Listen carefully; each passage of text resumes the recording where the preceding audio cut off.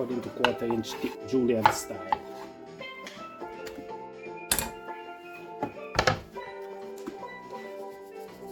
Garlic powder,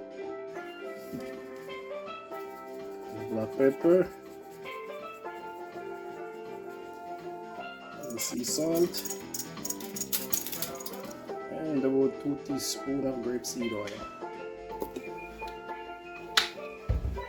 Stir this up just like that.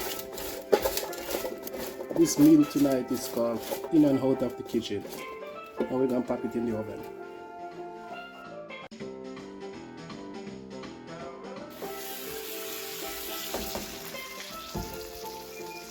Okay, let's turn these babies. Trick in making these chicken is that when you're turning them, or you want them to cook long enough so that when you're turning them, the skin become very